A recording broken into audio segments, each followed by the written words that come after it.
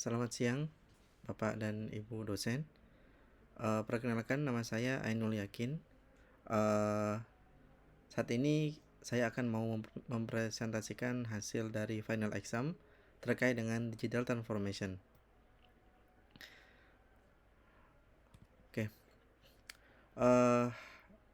Dalam use case yang kita dapat itu terkait dengan PT Logifresh, yang mana PT ini perusahaan ini bergerak di bidang logistik yang saat ini mempunyai beberapa problem, atau bisa dibilang tuh ada kendala.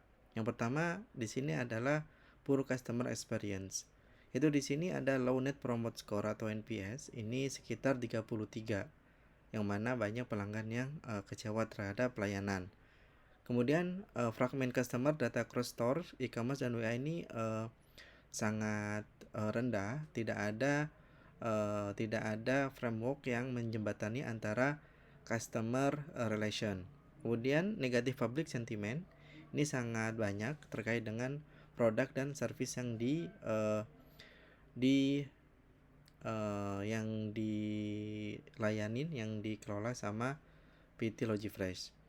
Kemudian operational and efficient, di sini high product wastage. Jadi banyak produk cacat yang kebuang, itu sekitar 4%. Targetnya itu harusnya kurang dari 2%. Kemudian low on time in full atau OTIF, ini delivery-nya itu 84%, yang mana sekitar 16% itu loss atau tidak diterima dengan pelanggan dengan baik. Kemudian manual proses antara lead, cold chain, dan inventory mismatch. Jadi delivery prosesnya di data warehouse, di DC data centernya itu masih manual proses, sehingga menyebabkan kalau ada isu pergantian SKU atau pergantian barang, itu bisa terjadi kesalahan yang tertukar atau barang yang tertukar. Ketiga, fragment teknologi. Di sini masih terpisah-pisah antara ERP, WMS dan POS. Di sini masih terpisah-pisah, tidak terhubung satu sama yang lain. Kemudian decision are reactive. Reaktif di sini adalah cenderung ke arah reporting, menunggu transaksi ataupun bulan berjalan itu baru kita bisa mengolah data. Ini adalah challenges yang kita hadapi di PT Logifresh. Nah, untuk itu terkait dengan digital transformation, kita mengusung 9 pilar digital transformation, yaitu mulai dari customer facing. Kita akan ubah dari bisnis model menjadi yang lebih baik. Customer experience-nya kita akan transformasi terkait dengan kebutuhan pelanggan, utilisasi dengan customer experience. Kemudian digital product. Jadi dengan transformasi ini semua akan di-manage di dalam digital atau di dalam transformasi digital. Kemudian ada operation backbone. Di sini operation dan digitalization kita akan usung sebagai landasan transformasi digital, teknologi dan data. Jadi tidak hanya teknologi, data juga pun nanti akan diolah sebaik mungkin dan menggunakan AI dan machine learning untuk menghasilkan rekomendasi ataupun menghasilkan forecasting. Kemudian ada organisasi enabler. Jadi tidak hanya dari operasional dan customer, dari sisi organisasi perusahaan harus berubah.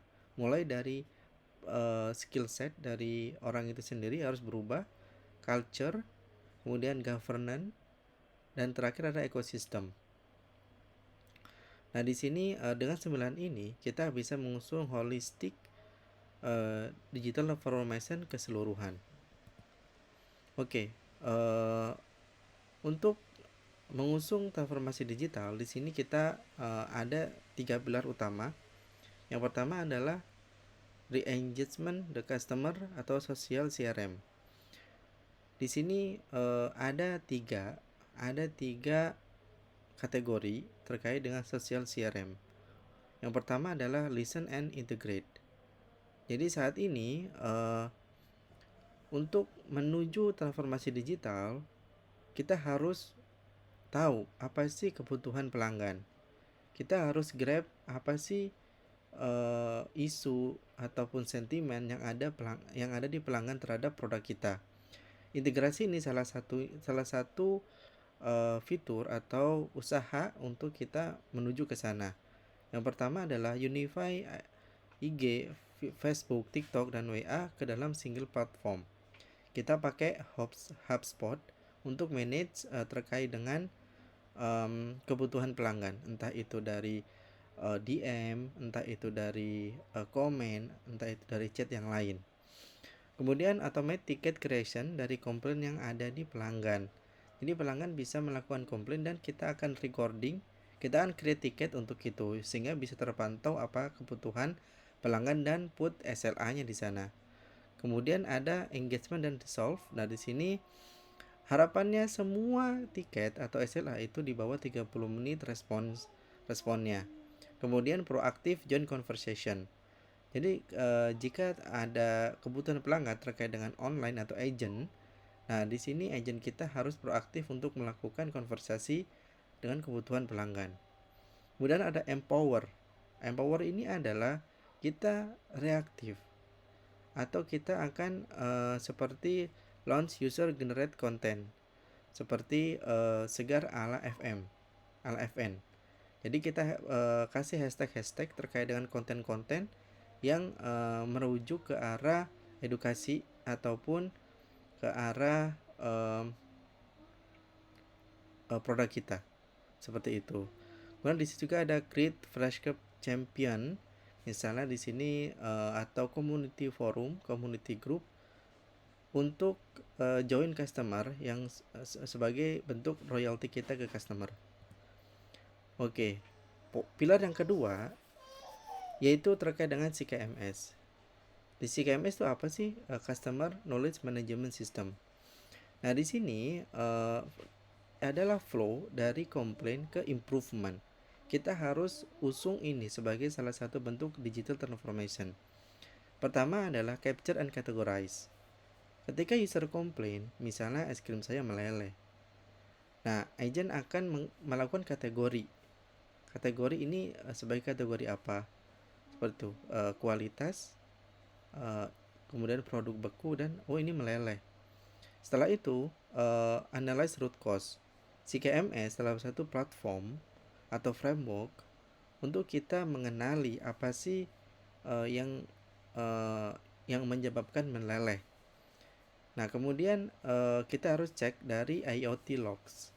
IoT logs ini terkait dengan implementasi digitalisasi. Jadi di sana ketika dicek di logsnya apakah ada isu terkait kerusakan, entah itu pintu, entah itu kerusakan mesin. Nah, kita harus cek correction and action. Nah, di sini ketika kita tahu root cause-nya, ternyata ada pintu freezer yang belum sempurna ditutup.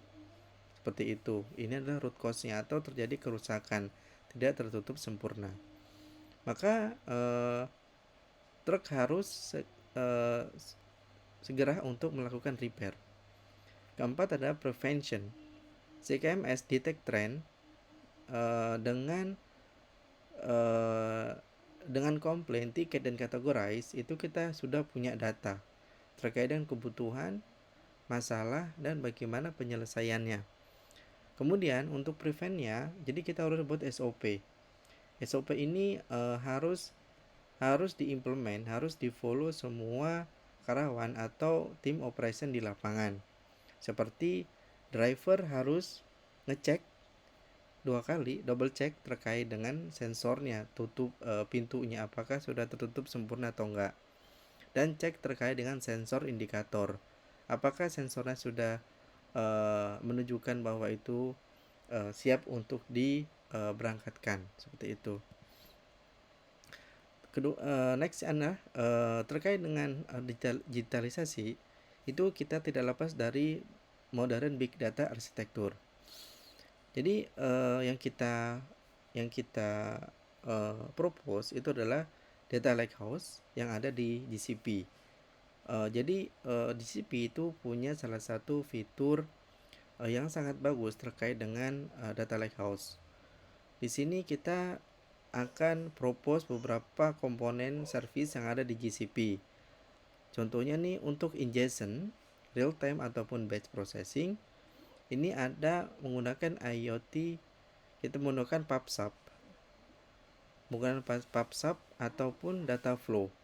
Kalau PubSub itu sebagai real time, data flow sebagai batch processingnya. Seperti itu. Kemudian storage. Storage dan processing ini kita centralize menggunakan BigQuery. Nah, di sana kita put semua data di sana sebagai historical untuk dilakukan analitik ataupun sebagai reporting trend dan lain sebagainya. Nomor 3, analitik dan ML. Nah, di sini dengan data history yang ada, kita udah punya data history yang sangat besar, maka kita harus aktifkan yang namanya itu analytic machine learning. Semua proses itu ada di GCP BigQuery, seperti itu. Terakhir ada serving dan alert. Nah, setelah dapat dari machine learning, setiap pemodelan kita akan keep di sana. Namanya itu model farm. Setiap model mempunyai karakteristik masing-masing.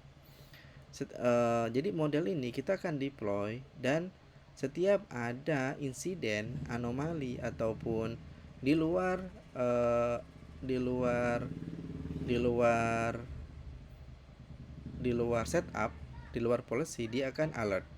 Seperti itu. Untuk yang di serving ini kita menggunakan Looker. Looker salah satu BI tool yang kita pakai untuk melakukan visualisasi terkait dengan deskripsi setiap data yang ada. Entah itu trend, pie chart, Gantt chart, ataupun bentuk dari map seperti itu. Google Map itu ada di BI tool. Kemudian data in action. Data in action itu tidak hanya data mengendap aja di dalam database BigQuery, tapi kita harus olah sesuai dengan kebutuhan. Contoh nih promo aware, demand sensing. Jadi kita akan bikin istilahnya itu modeling terkait dengan promo aware. Jadi setiap transaksi yang udah tercatat dalam history, kita akan bikin model sesuai dengan kebutuhan. Contoh untuk kebutuhan promo, ini harus bikin satu model training setiap customer itu apa aja sih yang dia beli, setiap sales wilayahnya itu apa sih yang sering muncul di sana. Kemudian kita akan bikin modeling untuk memprediksi setiap lokasi ataupun setiap customer itu membutuhkan promo atau membutuhkan barang apa aja. Kemudian yang kedua adalah dynamic safety stock. Nah, di sini terkait dengan safety stock, yaitu adalah kita melakukan forecasting terhadap stok itu sendiri.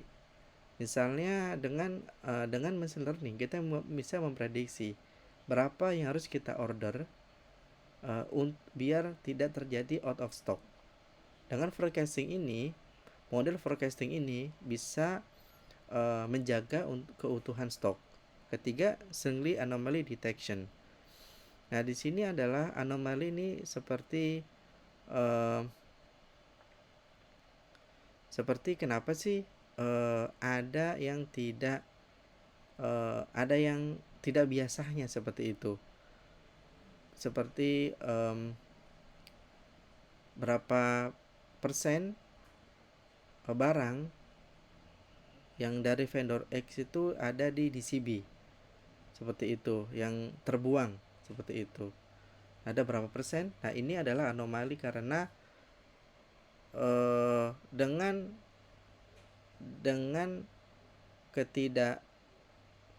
keanehan ini itu kita bisa deteksi dengan model seperti itu.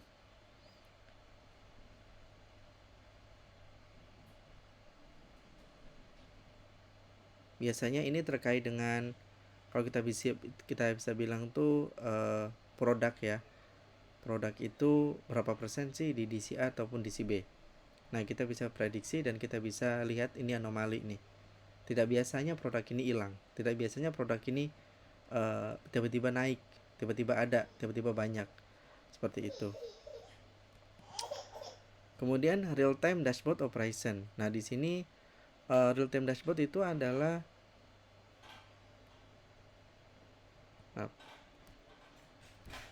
uh,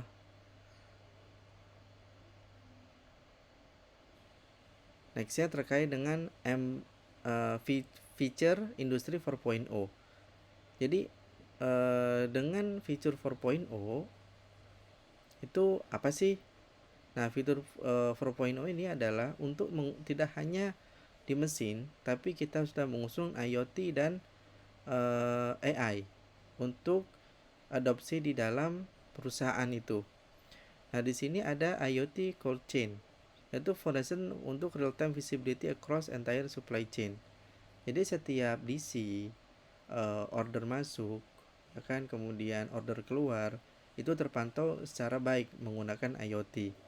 Computer vision. Jadi QC itu dengan AI detection itu tidak hanya sudah menggunakan kamera. Jadi kita bisa menggunakan AI ataupun kamera image visualization. Apakah ini ada defect? Apakah ini ada cacat? Apakah produknya bolong, digigit tikus dan lain sebagainya. Itu bisa dideteksi menggunakan computer vision QC. Kemudian digital twin, ini adalah virtual model untuk distribusi network, simulate dan optimize route. Jadi untuk predict bottleneck. Salah satu model kita untuk memprediksi dengan base route itu kita harus bikin model AI dan machine learning seperti itu. Dengan integrasi dengan Google Map kita bisa tahu current trafficnya seperti apa. Kemudian di jam-jam kerja atau rush hour itu seperti apa, dan kita bisa predik dengan sempurna. AI operation dan predictive maintenance. Nah, di sini AI model bisa predik equipment failure. Misalnya berapa bulan kita harus maintain, berapa bulan kita harus ganti terkait dengan freezer atau mesin-mesin yang lain. Kemudian blockchain light for traceability. Jadi provide immutable record untuk product journey dari farm to shelf, dari petani, ya kan, ke shelving, ke rack, ya kan, enabling instant recall and building customer trust. Jadi customer juga tahu proses bagaimana end to end produk diolah dan bagaimana produk itu sampai di tangan customer. Oke, terakhir roadmap and measuring success. Di sini ada KPI terkait dengan digital transformation sebagai key success. Yang pertama adalah customer. KPI terkait net promote score itu harus di atas 45 sehingga kita katakan sukses digital transformasi.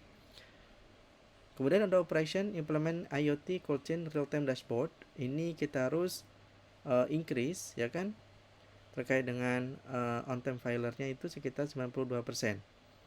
Seperti itu, jangan sampai ada yang loss lagi. Kayak gitu, kita harus deteksi di awal. Reduce wastage 4% ke 2,5%. Pastikan tidak ada barang yang dibuang karena kelalaian orang ataupun tidak tercapainya atau sirkulasi produknya, seperti itu, expired dan sebagainya. Teknologi implementasi di sini ada deploy cloud data lakehouse foundation CTO. Jadi tidak hanya operation tapi juga teknologi kita harus adopsi dengan baik, yaitu achieve 90% data integration across core system. Jadi semua data itu kita harus centralize, kita harus koordinasi, kita harus integrasi satu sama lain. Terakhir adalah people, establish dengan digital transformation officer, launch digital literasi program. Jadi semua stakeholder, tidak hanya si CTO, COO ataupun CMO, semua karyawan harus di upskill terkait dengan digital transformation. Harapannya 80% operational staff completely training. Oke, terima kasih atas waktunya. Selamat siang.